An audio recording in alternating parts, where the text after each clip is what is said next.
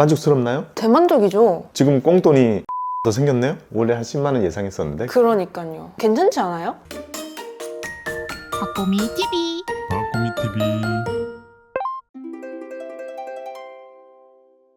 안녕하세요, 박구미입니다. 다들 설날 잘 보내셨나요? 저희가 지금 설날을 끝나고 첫 녹화를 하고 있는데요. 오늘은 놀랍게도 깻닉에서 기획을 해주신 영상입니다. 지난번에 새해 계획을 짜면서 이렇게 2천만 원 넣어가지고 월배당 포트폴리오 세팅해가지고 거기서 나오는 분배금 가지고 디저트를 사먹는 거를 계획으로 말씀을 드렸었고 그대로 매수를 했었는데요. 이제 한 달이 지났기 때문에 어떻게 진행돼가고 있는지 거기에 대한 업데이트를 해주신다 해가지고요. 저도 지금 매우 떨리는 마음으로 지금 이 자리에 앉아있습니다. 안녕하세요, 깻님님. 안녕하세요. 명절 잘 보내셨나요? 네. 그렇군요. 고향 잘 갔다 왔냐고 물어봐야죠. 고향 잘 갔다 오셨나요? 어색해요.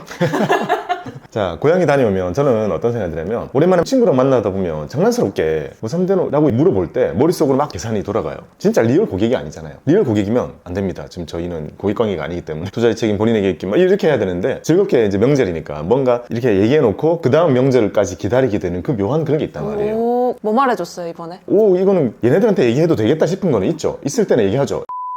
뭐 그런 거 얘기하죠. 저도 확신이 가진 거 있고 이러면 어차피 많이 안 살 거 아니까 그렇게 얘기를 하게 되는데 이번에는 애매했어요? 이번에는 얘기가 안 나오더라고요. 그럼 말 안 해줬어요 이번에? 네. 근데 제 경험적으로는 어떠냐면요. 보통 얘기를 하면 다음 명절 때는 틀린 사람으로 돼 있어. 그리고 그 다음 명절에 맞는 사람도 있어요. 그러니까 이게 딜레마다 말이죠.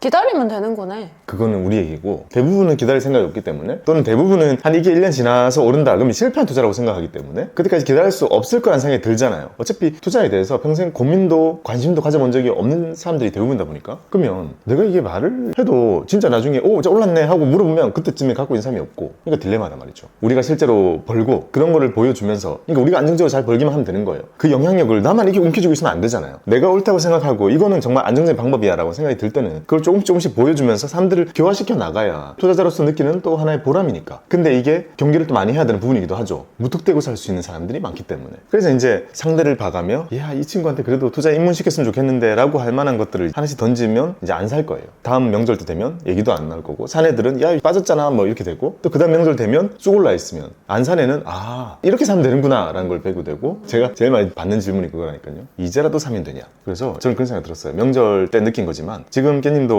이제 점점 내가 확신을 가지면 가질수록 주변 사람들에게 얘기하고 싶은 본능이 들거든요. 왜냐면 안타까우니까. 근데 그거를 내가 지속적으로 체크를 할 수 있는 상대여야 된다. 최소한 1년 이상 저 그런 사람들한테밖에 안 말해요. 그걸 꼭 지키셔야 해요. 왜냐? 원망 들어요? 단기적으로 원망하고 멀어지고 나서 나중에 맞춰서 결국에는 맞았는데 얘기를 할 수 없는 사이. 근데 저는 애초에 전제 조건을 붙여요. 무조건. 이거는 떨어질 수도 있다. 그래서 떨어지면 나는 더 살 생각이다. 저는 진짜 온갖 경계성 멘트 다 붙이고 그다음 제가 하고 싶은 말 하는데. 호환 마마 이거 얘네는 비디오 아니에요? 호환 마마 비디오요? 뭐라고? 우리 왜 이렇게 또 하는 게 없어요? 이상하다. 한국에서 한 거 맞죠? 뉴질랜드 갔다 왔어요. 아니 잠깐만 그게 뭐예요? 호환 마마 비디오? 다 알 건데 여러분들 아시죠? 아니 잠깐만 제가 말한 단어가 맞아요? 호환 마마 비디오? 옛날에 비디오 빌려보던 시절 빌려본 적 있어요? 네 당연하죠. 이상하네. 비디오를 빌려봐요. 그럼 이 테이프 감아가지고 비디오 넣으면 이 비디오를 시청하는 데 있어서 경고성 멘트가 앞에 한참 나오나요, 영상으로. 왜요? 그거는 우리나라의 법에 있어요. 그러니까 비디오 탁 넣으면 바로 갑자기 주인공이 등장 이렇게 하지 않잖아요. 기억이 안 나요. 멋있는 성우분께서 호환 마마 붙어있으면 마마마마 호환 마마? 와, 억울한 내가 이상한 사람 같은데 여러분 도와주세요.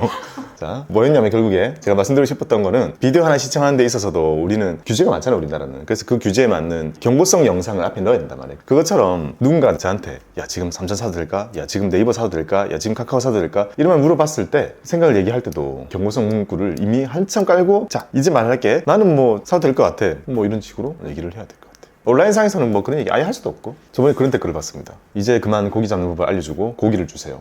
이제 고기 잡는 법 그만 알려주고 고기를 주세요. 네. 고기 주면 쑥쑥 크겠죠. 유튜브 쑥쑥 크겠죠. 당연히 그것만큼 직결적인 게 없잖아요. 그거는 우리가 금융인으로서 일할 때도 마찬가지예요. 마음속에 심지어 얘기하고 싶은 게 있다고 하더라도 그걸 끝까지 얘기하지 않고 서로 어색한 관계가 되어야 오래갈 수 있는 관계가 됩니다. 약간 스스로 깨닫고 그 행동을 해야지 서로 원망할 일이 전혀 없는 것 같아요. 맞아요. 그렇기 때문에 안 알려주는 게 맞는 것 같아요. 그렇죠. 깻님도 주변에서 1대1로 볼 때는 이 사람은 좀 준비가 됐구나 이렇게 느낌 들잖아요. 근데 이제 이렇게 온라인상으로 얘기할 때는 오늘 저를 처음 본 사람도 있을 거기 때문에 저 사람이 삼전 좋다 그러네? 카카오 좋다 그러네? 이렇게 사버리면 안 되니까. 그래서 오늘도 마찬가지겠네요, 오늘도. 왜냐면 상품명이 다 그대로 나오니까. 근데 이거는 매수한 이유가 다 있잖아요. 그쵸. 요거는 저는 이런 생각이 듭니다. 후기형 컨텐츠잖아요. 요거는 후기형 컨텐츠는 이 기승전결이 있단 말이에요. 기승전결 속에 이미 그 내용이 얼추 다 들어간 거죠. 그럼 이전 영상 보고 오셔야겠다. 네. 그래서 새해가 되면서 또 새로 우리 채널 보시는 많은 분들이 있으실까봐 높아심에 한번 말씀을 드려보자면요, 저희가 뭐 개별 종목 얘기 나오는 건 없을 거고요. 가끔 뭐 예시로 나오는 것들도 그냥 예시일 뿐이고요. 제 ETF 이름 같은 것들은 이리저리 많이 나가긴 할 텐데 그런 것들에 대해서 본인 자체적으로 진짜 잘 걸러 들으셔야 되고 공부한 만큼 이용하셔야 됩니다. 그리고 만약에 그거를 매수하시다가 물리셔가지고 저희한테 저 물렸어요 라고 메일을 보내주셔도 어떻게 해줄 수가 없어요. 왜냐면 우리도 물렸기 때문이죠. 분명히 그걸 공부했던 그 시점에는 충분히 매력이 있다라고 생각을 하는 거지, 이걸 맞췄다 OX의 개념이 아니라는 거죠. 투자를 평생 하는 그 모든 순간들이 긴가민가 하는 그 느낌은 여전해요. 100% 확신 이런 거 진짜 없습니다. 자, 오늘의 주제는 금융꿀팁입니다. 계속되고 있는 깻님의 후기형 컨텐츠 2천만 원으로 월배당 포트폴리오 세팅하기. 자, 이거는 12월 말에 영상을 찍으면서 짠 리포트입니다. 12월 말에 영상 찍고 네. 1월 2일에 매수를 했어요. 그러니까 새해 되자마자 바로 쫙 샀죠. 오, 궁금합니다. 어떻게 됐나요? 일단 한번 살펴봅시다. 저 까먹었어요. 자, 2천만 원으로 월 10만 원의 현금 흐름 만들기 위해, 자, 월 10만 원이라는 것은 1년에 120만 원입니다. 그러면 2천만 원을 투자했을 때 120만 원이라는 게 그럼 몇 프로의 수익인 거죠? 6%. 6%잖아요. 이거는 대단한 거죠. 즉, 연 6%만큼의 현금 흐름이 발생되도록 그것도 월배당으로 세팅을 한 거죠. 자, 연 6%라는 수익률, 이거 아주 어렵습니다. 언제까지 만들 수 있을지도 몰라요. 왜냐면 1년 전까지만 돌아가면 어렵지 않았어요. 진짜 어렵지 않았어요. 근데 지금 금리 2번 내려갔죠? 미국도 금리 내려갔습니다. 그리고 우리가 매수할 수 있는 이런 금리형 상품들, 많은 것들이 금리가 쑥쑥 내려가고 있어요. 자, 지금 연 6% 맞추기 쉽지 않거든요. 근데 이거를 짜던 시점에는 기대 수익률 6%로 맞추는 수밖에 없는 거죠. 왜냐, 올해도요, 한 6월달에 한번 내리고 뭐 10월달에 한번 내린다나 그런 사람들의 대략적인 계획이라는 게 있잖아요. 금리 인하. 근데 그 금리 인하가 늦어지면 우리한테 보통은 좀 슬프잖아요. 근데 이거의 금리는 내려가지 않는다는 건 그나마 다행이다. 다행인 부분이기도 합니다. 고금리가 유지된다는 것은 고금리를 이용하는 투자자들에게는 나쁘지 않은 투자가 될 수 있다는 거죠. 그래도 경제 전체가 살아나기 위해서는요, 내려가주는 게 낫죠. 경제 살아난다기보다는 증시 전체, 증시를 떠받치는 건 돈의 힘이니까요. 자, 아무튼 지금은 6% 만들기 쉽지가 않은데요, 저걸 만들기 위해서 우리가 그때 고민을 했던 게 플러스 고배당주, 전통적인 국내 고배당주 ETF의 대장입니다. 자, 타이거 은행 고배당 플러스. 자, 은행이 집중적으로 하는 거, 이거 우리가 그때 영상 만들면서 공부하면서 넣은 거군요. 그 다음에 요거는 어디서 언급된 적이 없는 것 같기도 한데, 에이스 미국 하이힐드 액티브 해지된 거. 자, 미국에 있는 하이힐드 펀드, 하이힐드 채권들을 모아놓은 그런 펀드를 담는다라고 이제 보시면 될 거고, 이 하이힐드 채권은 우리나라에 있는 하이힐드 채권은 쓰레기고요.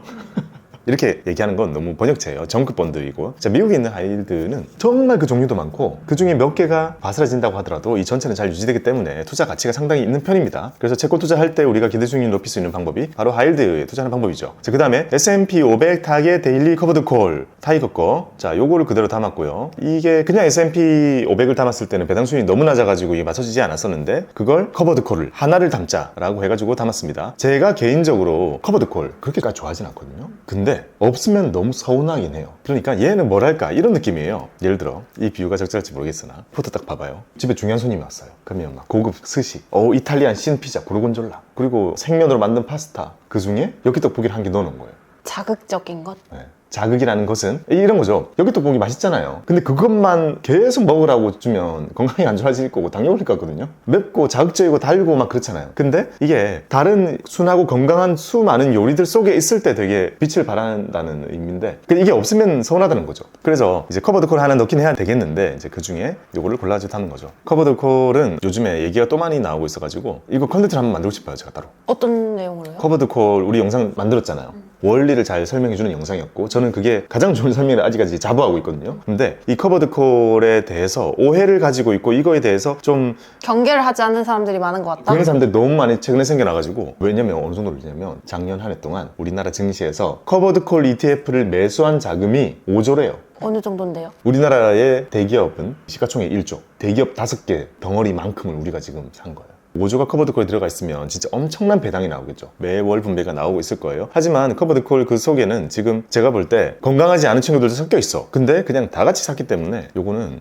따로 한번 영상을 만들고 싶을 정도예요. 자, 타겟 데일리라는 말은요, 커버드콜의 운영 방식 중에 옵션을 매도하는 그 주기를 데일리로 가지고 가는 것, 이게 정확히는 위클리를 하루 남은 걸 사기 때문에, 근데 결국에는 데일리 형태가 되는 거죠. 그 다음에 타겟이라고 부르는 거는 목표 수익률을 맞춰놓고 이 옵션 가격이 달라진단 말이에요. 그러니까 옵션 가격이 달라지는 거에 맞게 다 사는 게 아니라 이걸 사놓은 우리 주주들이 원하는 만큼만 나오도록 계속 이걸 조절해가지고 운용사가 맞춰주는 걸 타겟이라고 부릅니다. 타겟 데일리 커버드 콜은 미국의 S&P를 일단 담고, 그 다음에 여기 이제 커버드 콜 방식으로 콜 매도를 하는데 주기는 데일리, 그리고 목표하는 수익률은 타겟 형태로 한다라는 의미입니다. 자, 이거를 가장 작게 담았습니다. 10% 담았고요. 마지막으로 한국 부동산 리츠 인프라, 자, 요런 거야말로 일종의 역발상 투자라고 볼 수 있죠. 무려 30% 많이 담았습니다. 자, 지금요 부동산 투자하는 사람 거의 없죠. 그러니까 부동산을 증권으로 투자하는 사람, 리츠 투자하는 사람 없죠. 인프라 투자하는 사람 없어요. 자, 이런 거야말로 경기를 많이 타고, 지금처럼 어쨌든 우리가 증시는 올라 있지만 경기는 되게 침체 국면에 가고 있다고 누구나 인정하고 있는 시기. 자, 이럴 시기에는 되게 인기가 없기 때문에 배당 수익이 일시적으로 많이 높아져 있고, 이거를 지금 매수를 해가지고 언젠가 만약 시장이 좋아졌을 때까지 가지고 간다면 아주 배당 수익률이 높은 효자 종목으로 남을 수 있다라는 그런 생각에서 이렇게 많이 담았던 거죠. 자, 이렇게 100%를 맞춰가지고 무려 2천만 원을 400, 400, 200, 600 이렇게 담았습니다. 자, 냉정하게 이렇게 봤을 때 누군가가 2천만 원이라는 투자금 가지고, 형 나 2천만 원 있는 거 가지고 미국 3배 레버리지 또는 한 종목 들어있는 커버드콜 이런 것도 막 있단 말이에요. 그런 거 몰빵했어. 그러면 저는 이제 뭔가 답답하죠. 마음이 너무 리스키하잖아요. 2천만 원이 다 날아갈 수 있으니까. 근데 지금 이렇게 400, 400, 200, 600 이렇게 쭉 쪼개놨어요. 세상이 흔들흔들 하겠지만 얘가 우리에게 그렇게 드라마틱한, 너무나 슬프게 할 수 있을까요? 저희가 이걸 짤 때도 대체로 안정적인 거를 하자라고 했었잖아요. 근데 그 상품을 골랐을 때도 성향들이 진짜 안정적인 배당을 주는 거랑, 그 다음에 그러면서도 고배당인 거랑, 그 다음에 이제 빠졌지만 고배당을 기대할 수 있는 그런 것들로 이렇게 상품을 해놨었잖아요. 대신에 이제 과거부터 지금까지 좋았지만 그런 거는 조금 위험성이 있으니까 비중을 줄인 거고, 빠진 거 중에서 고배당을 기대하는 거는 올라갈 확률이 있으니까 비중을 늘린, 약간 이런 포트였잖아요. 그렇죠. 역발상이라는 건 빠져있고 누워있는 애를 더 많이 담는다라는 의미잖아요. 저는 이게 결국에는 더 높은 안정성을 가지고 온다고 생각을 하는 거죠. 안전과 안정은 다르니까 안정성을 높이기 위해서는 비대칭적인 위아래 구조를 만들어야 되는데, 위로는 많이 회복되면 많이 올라갈 수 있어야 되겠지만 만약에 경기가 안 좋아지더라도 밑으로 떨어질 수 있는 부분은 작은 게 좋다는 거죠. 자, 이런 비대칭이 보인다면 그거는 투자 가치가 있다라고 저는 생각을 하고, 항상 담을 때 그런 걸 메인으로 담는다면 우리가 벼락부자는 못 되더라도 돈을 지킬 수는 있다. 그쵸, 벼락 거지는 안 될 수 있기 때문에, 벼락 거지만 안 된다면 시간을 확보한 우리에게는 항상 복리라는 힘이 있기 때문에 지나고 보면 벌어 있더라 라는 생각인 거죠. 그래서 요즘에 드는 생각은 투자랑 자산관리랑 이제 구분을 하고 싶다는 생각까지 듭니다. 왜요? 정확히는 가치투자라는 것과 자산관리. 자, 자산관리라는 게 이런 그림인 거고, 가치투자는 다르잖아요. 한 개인이 투자 수익률을 진짜 많이 높이기 위해 그 사람이 할 수 있는 최고의 투자는 가치투자라고 여전히 저는 생각을 해요. 하지만 미국의 401k처럼 정말 많은 사람들이, 공부한 사람 거의 없을 거 아니에요. 정말 많은 사람들이 떼부자는 아니어도 다 같이 조금 더 부유해질 수 있는 방법이 뭘까라고 하면 저는 자산관리라고 생각을 하는 거죠. 그래서 자산 배분을 계속 말씀드리고 배당 투자를 말씀드리고 이런 거를 이제 말씀드리는 거죠. 왜냐? 이런 게 충분히 자산관리 측면에서는 유효하기 때문이라고 생각을 해요. 그래서 어찌 보면 이런 ETF 이름이 이렇게 언급이 되면서도 이렇게 포트를 만들어서 보여드리는 게 한편으로는 되게 부담스러울 수 있지만, 그래도 이거는 우리가 어느 정도의 사명감을 가지고 계속 해 나가야 되는 일인 거죠. 저 여기 수업을 들은 목적도 자산관리였어요. 지금 공부하면서 좀 바뀌긴 했지만 어쨌든 저의 첫 여기 입문도 자산관리가 목적이었어요. 그러니까요. 내 돈을 앞으로 잘 모아가고 싶다. 잘하고 있습니다. 열심히 해서 우리 구독자분들에게 생생한 후기 들려주시길 바래요. 이런 영상 만들 때 지금 이 교환 전혀 안 보고 제가 들어오잖아요. 그게 저도 너무 즐겁고 신기해요. 네, 지금 처음 보잖아요. 그러니까 처음 보는 거를 보는 이 시각 그대로 우리 구독자분들이 봐주실 거 아니에요. 그러면 너무 즐거워요. 근데 이거를 똑같이 따라하는 사람들도 있겠지만 본인이 생각하는 수익률이라는 게 다를 거 아니에요. 네. 각자가. 그래서 이거를 구하는 방법도 궁금하다고 하시는 분들도 있었는데 알려줄 필요는 없어요? 그러면 일이 너무 커지긴 하는데 일단 그렇게 생각하는 게 좋죠. 자, 여기 있는 현금 흐름을 많이 주는 자산들은요 공통점이 있습니다. 성장성이 막 강하지는 않죠. 근데 배당을 많이 주는 자산들이에요. 이런 것들은 고배당주, 배당성장주, 은행주, 하이힐드 채권, 커버드 콜, 리츠 이런 특징들을 가지고 있죠. 이게 전부 약간 잉크형 자산들이잖아요. 잉크형 자산들 중에서도 올라 있는 게 있고 떨어져 있는 게 있는데, 그래도 여기 보이는 것처럼 미국 S&P 500 요거는 순수한 주식이잖아요. 이 순수한 성장을 많이 하는 이 주식에서 가지고 온 커버드 콜보다는 나머지 이런 원래부터 배당형 자산들은 그래도 주가 움직임 같은 게 훨씬 안정적이라는 거죠. 그래서 저는 개인적인 생각으로는 배당 수익률을 더 높이기 위해서 커버드 콜을 많이 늘리는 투자보다 지금 여기 보이는 것처럼 이 떡볶이 하나 정도 넣고 자극적인 커버드 콜을 넣되 나머지는 그냥 원래부터 배당 많이 주는 고유의 전통적인 자산들을 담는 게 저는 좋지 않나라는 생각을 하는 거죠. 사실 요새 배당 세팅 이렇게까지 보수적으로 하는 데도 없을 거예요. 다 보면 기대 수익률 그냥 10 다 넘어가요. 왜냐면 커버드 콜 조금만 더 하면 그런 거 넘어가거든요. 뒤에 나오겠지만 장난 아니에요. 커버드 콜. 장난 아니라는 게 어떤 커버드 콜 수익률. 진짜? 자, 그래서 요거를 매수할 때쯤에 예상되는 배당 수익을 계산해 가지고 제가 다시 계산했어요. 아, 이거 업데이트 한 거예요? 그러니까 1월 2일에 제가 살 때로 다시 계산했어요. 가격이 좀 바뀌었을 테니까 네. 전체적으로 올라갔나요? 내려갔나요? 전체적으로 조금 올라갔어요. 그러면 전체적으로 가격이 조금 더 빠진 거군요, 살 때. 오. 그렇게 해서 최종적으로 기대할 수 있는 배당 수익률이 6.8? 그러니까 좀 올라갔어요. 오, 상당하다. 요새 6.8을. 근데 한 달치긴 하지만 결과가 더 놀라울걸요? 벌써부터 장난 아닌데요? 재밌는데요? 궁금하죠? 아니, 6.8. 저 얼마 전에 CMA 영상 만들었잖아요. 레평 CMA가 2.8, 2.8. 그게 제일 높던데? 그 정도라는 건 CD금리 ETF를 사도 지금 3.5 정도 하는 게 3.2까지 내려왔을 것 같고. 근데 여기서 유일한 숫자를 보게 되는군요. 너무 궁금합니다. 자, 들어볼까요? 깻님의 월배당 포트폴리오 활용 팁 하나씩 보겠습니다. 짠! 제가 오늘 다 정리했어요. 오, 오늘 업데이트 다 된 건가요? 한번 볼게요. 자, 배당일이 매월 4일. 그러니까 정확한 건지는 모르겠지만 일단 한 달치가 들어왔잖아요. 제가 1월 2일 매수를 하니까 기준일 이후에 매수를 한 거잖아요. 그러니까 이제 1월 달께 이제 들어온 거죠. 2월에. 그렇죠. 1월 달이라는 그 뉘앙스는 결국 1월 말일자인 배당 기준일을 가지고 있었기 때문에 배당을 어차피 받는 거고, 배당 지급하는 게 이게 첫 영업일일 거예요. 1일. 근데 1일 빨간 날이었던 거죠. 맞아요. 1일 토요일. 그래서 첫 영업일 아니면 둘째 영업일 정도 될 거예요. 보통 첫 영업일 배당 또는 월 중간에 15일에 들어오는, 이게 아마 중간 기준. 그러니까 주말 끼면 하루 뒤씩 밀리는 거라 보시면 됩니다. 대부분은 이렇게 처음에 들어오고 하나는 중간에 들어왔네요. 자, 그리고 매수 주가, 이 주가들의 요 수량으로 매수를 했기 때문에 투자금이 400, 400, 400 그리고 한 199, 599 정도 해가지고 토탈 2,002만 원인데 24,000원 뭐예요? 뭐 좀 더 있었나 보죠. 아, 계좌에 예탁금 이용료가 들어왔나? 그것도 올해 돈 넣어두면 예탁금 이용료 들어와요. 예탁금 이용료가 뭔데요? 아, 본 적 없구나 아직. 제 예탁금을 누가 이용한 거예요? 응. 누가요? 우리 주식계좌 이용할 때 현금을 넣어두는 거, 그거를 예탁금이라고 부르거든요. 근데 가만히 넣어놓고 주식 안 사고 가만히 있으면 아깝잖아요. 뭔가 이자를 줘야 될 거 아니에요. 그래서 고맙게도 증권사에서는 거기에 대한 이용료를 줘요. 그 돈으로 투자를 한다기보다 그 돈으로 이자를 만들어서 넣어줘요. 그렇게 하면 생기는 다른 이자들도 나눌 수 있잖아요. 그래서 가만히 있는 돈이 너무 많기 때문에 증권사에서는 그 돈을 실제로 막 함부로 할 수 있는 게 아니라 그 돈들을 한국증권금융에서 관리를 합니다. 한국증권금융에서 예탁금 이용료를 주는 거예요. 그 돈들 모으면 엄청난 돈이 되거든요. 조단이 될 거예요. 그 돈으로 이제 우리가 흔히 얘기하는 금융시장 있잖아요. 안정적 금융시장. 그런 거 이용해서 이자 만들고, 그리고 이자도 우리한테 줍니다. 그건 아닐 거예요. 그러긴 너무 높으니까. 자, 예탁금 이용료 그런 게 들어옵니다. 자, 배당이 드디어 한 번씩 받았기 때문에 요거는 1월 중순에 받았겠네요? 네. 1월 중순에 받고 그 다음에 2월이 되고 이게 들어온 거군요. 다 합해했더니 12만 7천 원. 너무 신기한 게 위에 1번, 2번도 둘 다 고배당 주잖아요. 같은 비중으로 샀어요. 근데 들어온 게 다른 게 확실히 성격이 있구나 이 생각했어요. 그렇죠, 그렇죠. 왜냐면 여기 들어있는 기초자산 들어있는 게 다 다르니까.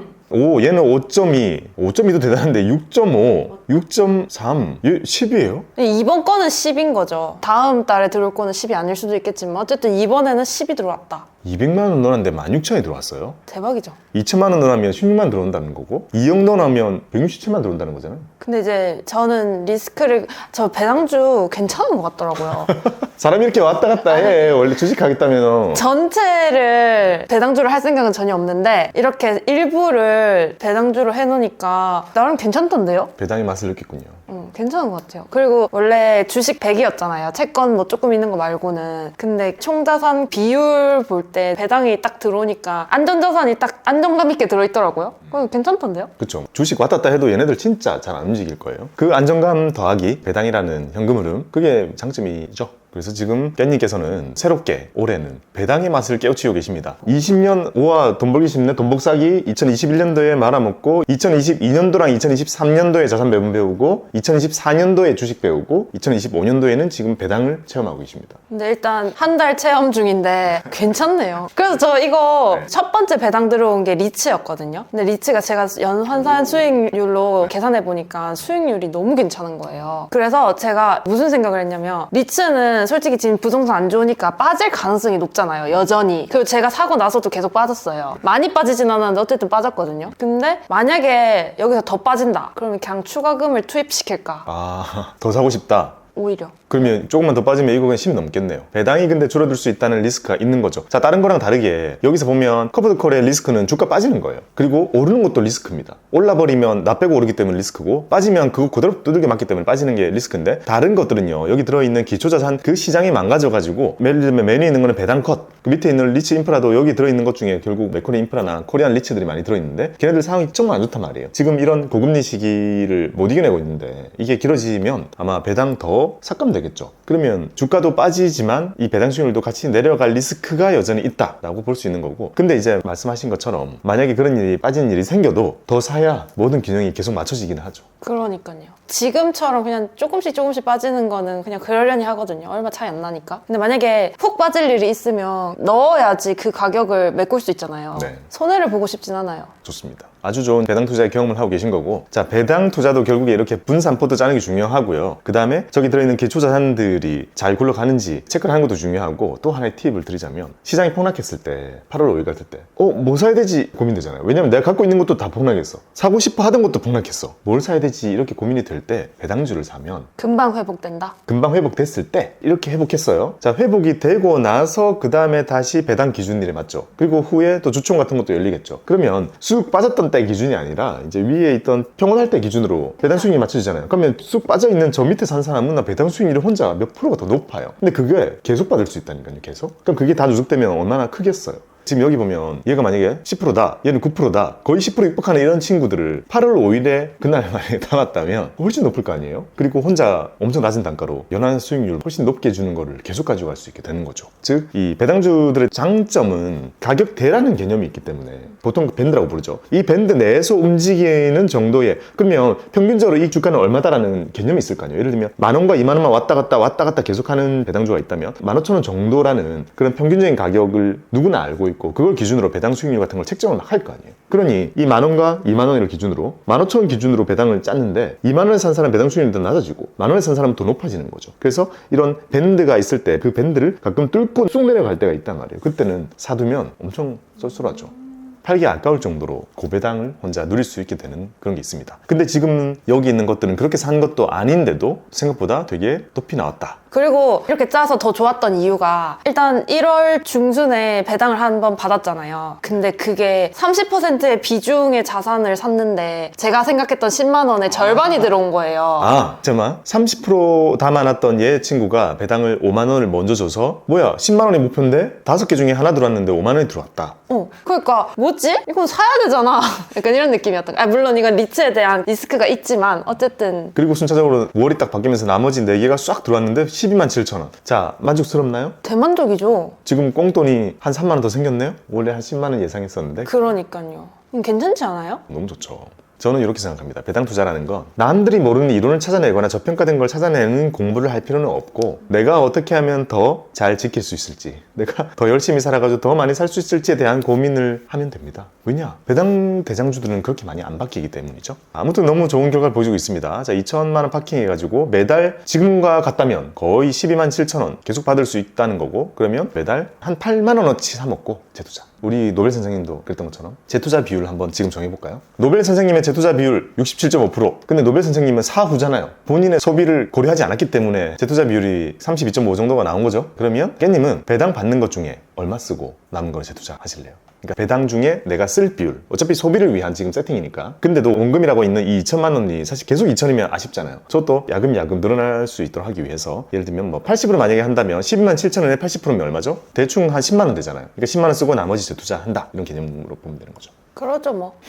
다 정해주는 것 같네요. 80%, 20% 재투자, 80%는 디저트입니다. 어디 갈 거예요? 정했어요? 자, 우리 지금 2월 첫 영업이래잖아요. 안 갔어요 1월 달에. 디저트? 어. 아, 1월 달에는 근데 아직 나온 게 없으니까 2월부터 가는 게 맞긴 하겠네요. 이제 2월 달 가면 되겠네요. 그거 어디 갈지 얘기해주고 9월 첫 영업일에 리뷰해주세요. 보고 하라고요? 네. 자, 1월 보고 1월 보고요? 뭘 보고 이래요? 1월 동안 얼마를 벌었고 뭐 이런 거요? 네, 보자. 방송에서 얘기할 수 있는 범위 내에서 월급을 받았고 이자가 얼마큼 들어갔고 배당이 얼마가 들어갔고 그걸 해달라고요? 네. 그럼 다음에 해줄게요. 지금은 이제 매달 합시다. 살펴봐야 되니까. 너무 개인적인데? 아니 그러면 그거 말고 2025년 계획 짠 거 있잖아요. 그거의 진행 정도를 첫 영업일에 공유하는 거 합시다. 오. 예를 들면 저도 그런 거 얘기해야겠죠. 책 읽고 이런 거? 그런 거 한번 해봅시다. 괜찮은데? 그거 할 말 많아요. 그러니까 이게 약간 그거를 루틴하게 영상을 계속 찍게 되면 1년 채우면 사람들이 뭘 느끼겠어요? 와, 저 계획 짠 거 진짜 다 지키더라. 다 지키고 그걸 이뤄내고 또 본인에게 상 주는 거, 여행 가는 거 이런 것도 나중에 여행 갔습니다라고 그냥 얘기만 하면 되는 거니까 그거를 이뤄가는 모습도 보시는 분들에게 엄청 희망적인 컨텐츠가 될 수 있잖아요. 그리고 미리 말하자면 이 계획을 짰잖아요. 새해가 너무 기대되잖아요. 그러면서 내가 계획하지 않은 걸 스스로 추가를 한 것도 있어요. 뭔데요? 행동. 여기서 말하기 좀 그런데요. 나중에 말해야지 더 임팩트가 있지. 방송이 다 됐네. 이제 1년 방송 찍더니 방송이 다 됐어요. 제 1년 전 영상 보니까 지금 깻잎 거의 이렇게 있더라고요. 네. 자, 능글능글해졌습니다. 좋습니다. 방송인이 되어가는 깻잎을 보며.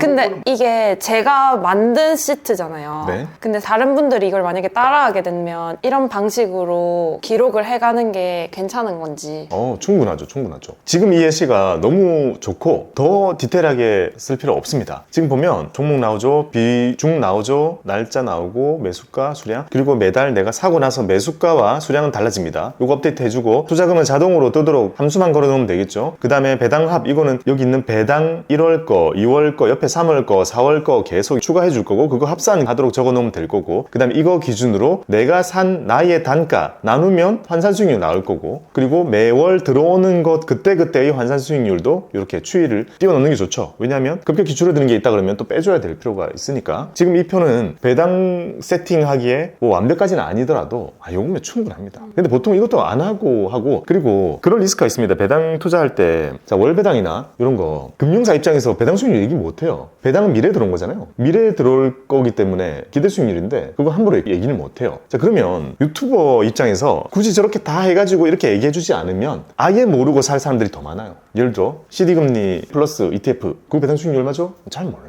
저도 지금 바로 안 떠올라요. 그리고 뭐 미국 배당 다우존스 타깃 데일리 커버드 콜 얼마인지 몰라요. 즉 연 환산 수익률이 필요하다는 건 월 환산 수익률이 필요하다는 거고 월 환산이라는 것은 배당은 확실히 들어오는 거지만 나의 매수 단가가 있어야지 이게 말이 되는 거기 때문에 이렇게 표 한번 짜두고 체크를 해 나가신다면 충분할 것 같습니다. 잘하고 있습니다. 요거 뒤에 계속 채워가고 이제 다음에 또 업데이트를 해주세요. 자, 요거는 뭔가요? 이거는 오늘 기준의 가격이거든요. 오. 근데 배당주의 이거 가격이 뭐야, 이거? 생각보다 많이 올랐어요. 6.8% 올랐어요? 이게 지금은 평가금이 많이 올랐단 말이에요. 저는 배당주는 거의 안 오른다고 생각했는데 생각보다 예를 들어 은행주 이런 거는 지금 정책이 타한 거일 수도 있잖아요. 그러니까 가격이 오를 수도 있겠다.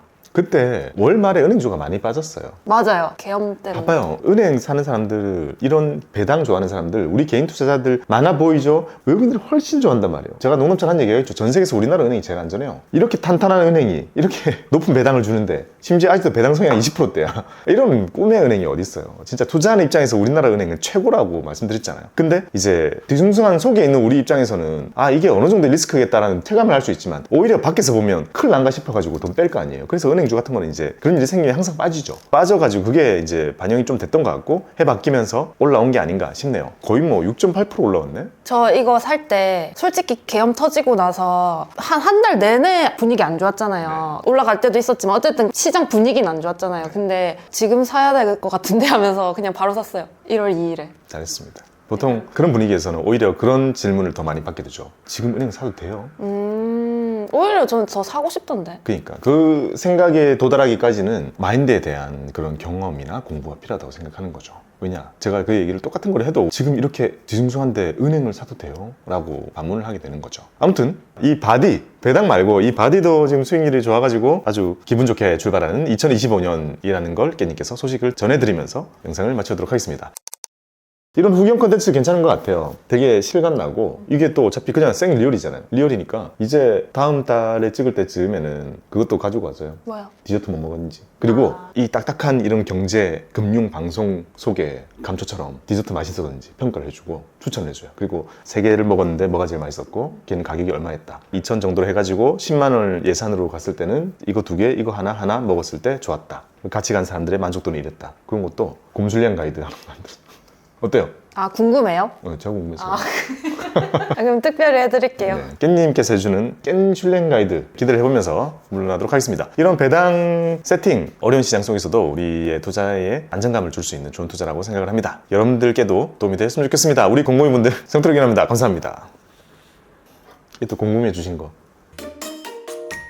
박보미 TV. 박구미 TV